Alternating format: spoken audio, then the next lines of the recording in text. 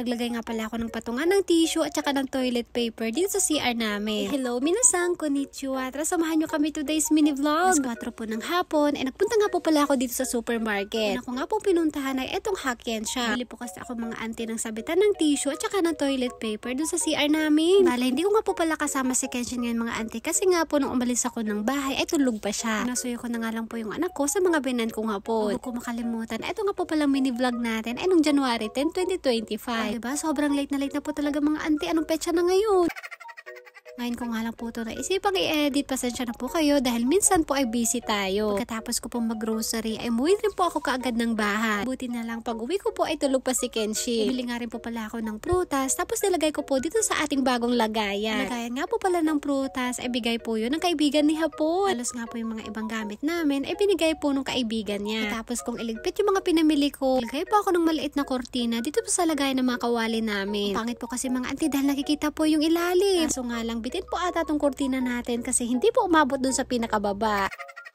Okay na din to. At least, hindi po makikita yung mga kawali. Pagkatapos kong mailagay ay nag-vacuum na ako dito. Tapos nagpunas nga rin pala ako kanina doon sa sahig. Ito naman po yung sunod kong gagawin mga auntie. Maglalagay na po ako ng patungan dito sa CR. Habang bising-busy po tong auntie nyo, si Kenshin naman po ay nagising na. Iyak nga po siya ng iyak mga auntie. Kaya agad ko naman siyang kinuha doon sa higaan niya. Kung nga po ulit simulan yung ginagawa ko, ay syempre asikasuhin ko muna tong anak ko. Minsan po kasi itong si Kenshin kapag bagong gising ay nagwawala.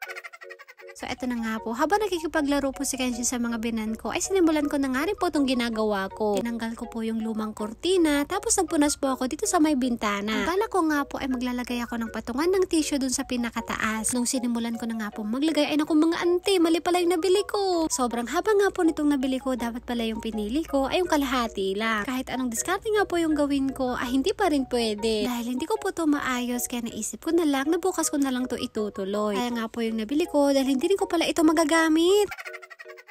Dahil hindi ko po nagawa yung gusto ko kaya itong mga auntie, naglinis na lang po ako dito sa toilet namin. Tapos naglagay nga rin po pala ako dito ng toilet perfume. Nabili ko nga po ito kanina dun sa supermarket. Pagkatapos ko maglinis dun sa toilet, ay nilaban ko naman tong kortina. Lumang-luma na nga po tong kortina, kaya bukas na bukas ay bibili po ako ng bago. Pagkatapos ko nga po dun sa toilet mga auntie, ay magluluto na po ako ng hapunan namin. Ito nga po yung una kong gagawin, mag-iihaw po tayo ng isda. Ito po sa bahay namin kapag kumakain po kami ng hapunan, hindi po talaga nawawala ang isda sa lamesa. Gusto nga po ito ng mga binan kong hapon. Pagkatapos kong malinisan tong isda, ay naglagay muna ako ng asin, saka ko po iihawin. Habang hinihintay ko pong maluto yung isda, ay ito naman po yung sunod kong gagawin. Iwa nga po ako dito ng tofu, tapos nilagyan ko po ng negi. Dito nga po pala sa Japan yung tofu nila ay napakasarap, tapos ang lambot pa. Kilaw nga po namin itong kakainin, tapos nalagyan lang po namin ng toyo. Lapit na nga pong maluto yung isda natin, kaya kumuha na po ako dito ng lagayan. Habang bising-bising nga po ako ditong magluto, yung mga binan kong hapon naman po ay nanonood ng TV. Ito po sa bahay namin mga